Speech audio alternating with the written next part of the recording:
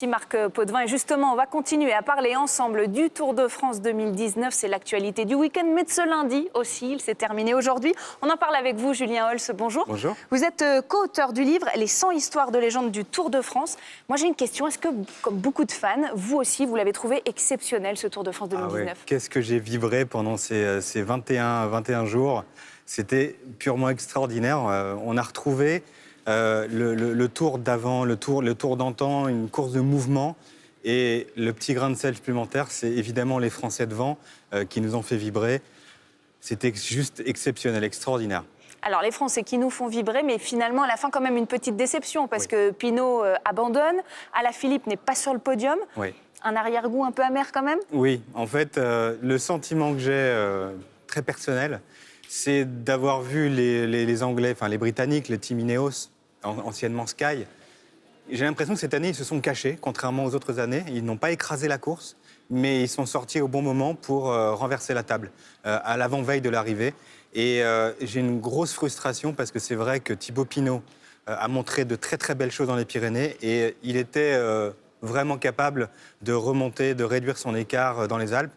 Donc, et puis Alaphilippe qui a fait une course de mouvement au début du Tour et qui a résisté un peu comme Thomas Voeckler en 2011. Il a résisté tant qu'il pouvait et puis finalement il s'est écroulé à 2 jours de l'arrivée. Alaphilippe, il a créé énormément d'espoir. Il a eu le maillot jaune pendant 14 jours.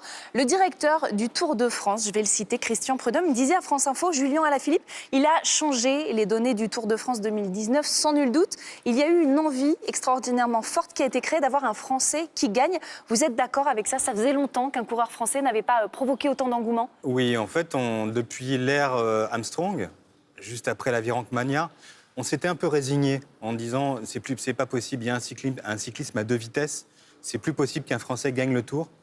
Thomas Voeckler nous y a fait croire 2 fois. Il a porté le maillot jaune pendant plus d'une semaine, une fois sous l'ère Armstrong et une fois en 2011 en échouant d'un cheveu contre Cadel Evans.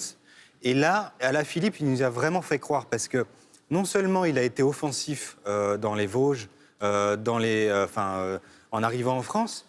Et en plus, il a tenu bon, il a tenu le cap. Et en plus, il a gagné un contre-la-montre de 28 km. C'était extraordinaire. Donc on y a cru. Et ça a réveillé, en effet, les envies françaises de voir un Français en jaune. Alors, il y en a un, quand même, qui sauve l'honneur des tricolores, c'est Romain Bardet, qui obtient le maillot à pois. Oui, mais en fait, il se rattrape à ce qu'il a pu récupérer. Parce qu'en fait, il a perdu. Il a vraiment perdu la foi cette année sur le vélo. Il s'est découragé, s'est démotivé en voyant les vitesses auxquelles roule le peloton et que lui ne pouvait plus suivre dans la montagne. Il a quand même perdu plus de 20 minutes sur l'une des 2 étapes des Pyrénées. Donc un gros handicap et le podium et le classement général, c'était fini pour lui. Et il s'est raccroché au maillot à pois qui était vraiment à sa portée parce qu'au niveau des points, c'était facile de cumuler des points. Il y avait grosse concurrence. Mais il a réussi à s'en sortir. On va maintenant s'intéresser à une personne, le héros d'une nation. Aujourd'hui, je vous parle évidemment du vainqueur de ce Tour de France qui s'appelle Egan Bernal, qui est colombien. On va l'écouter, puis on en parle juste après. D'accord. Je n'arrive pas encore à comprendre ce qui m'arrive. Ce lion, je ne peux pas y croire que je l'ai dans les mains et c'est la plus belle course du monde. C'est le premier Tour de France qu'un Colombien ait gagné et je pense que nous devons vraiment être très orgueilleux. Pour la première fois, c'est un Colombien qui remporte ce Tour de France. Est-ce que, en ce moment, on peut dire qu'il y a une nouvelle page qui s'écrit pour le Tour de France ? On sait qu'il a plus de 100 ans, ce Tour. Alors, est-ce qu'effectivement, on tourne une page et là, c'est quelque chose de nouveau qui vient de naître avec cette victoire ? On a souvent prononcé ces mots-là pour le Tour de France. Quand, après l'affaire Festina, on s'est dit si ce n'était pas le Tour du renouveau avec l'arrivée d'Armstrong. Avec l'histoire d'Armstrong aussi, on s'est posé quand même plein de questions. Le Tour n'est jamais mort. Le Tour est la plus belle course du monde, la plus grande course du monde. Et d'un point de vue sportif, oui, il y a peut-être une nouvelle ère qui s'ouvre. Mais tout dépend du parcours aussi. C'est les traceurs qui font la course. Ils inventent quelque chose et les sportifs sont les artistes. Et en fait, cette année, si Egan Bernal a réussi à gagner ce Tour de France, c'est parce qu'il y avait quelques coureurs qui n'étaient pas là. Chris Froome, Tom Dumoulin, qui étaient sur le podium l'année dernière.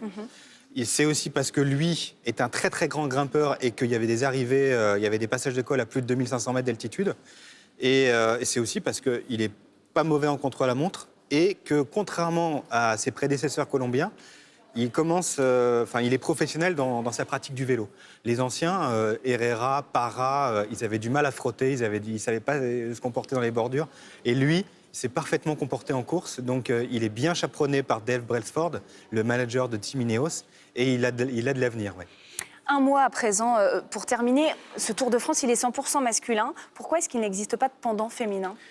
Alors, il y a des raisons à la fois économiques et logistiques. Économique parce que, en fait, le cyclisme féminin n'attire pas assez d'intérêt, d'audience et donc de sponsors. Et logistique parce que cette course-là, qui a déjà été organisée par le passé et s'est stoppée en 2009, elle a été organisée en juillet, pendant le Tour de France, en ouverture de rideau des étapes du Tour masculin. Elle a été organisée en août. Et on se rend compte que ça ne fait pas assez d'argent, que ça coûterait trop cher à organiser parce qu'il faudrait mobiliser les forces de l'ordre pour protéger la route et pour la sécurité. Donc ça coûte trop cher, ça ne rapporte pas assez. Mais est-ce qu'il n'y a pas un public quand même que ça intéresse ? Les femmes cyclistes, il y en a quand même un paquet, elles se professionnalisent de plus en plus. Oui, mais il y a encore du chemin.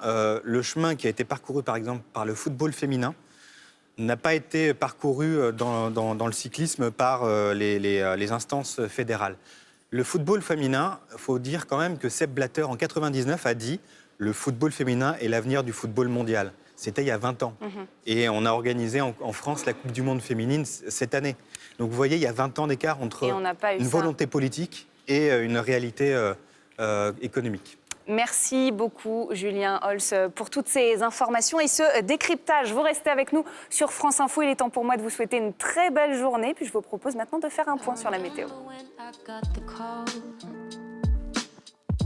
Life went from black and white to something that I had never seen before.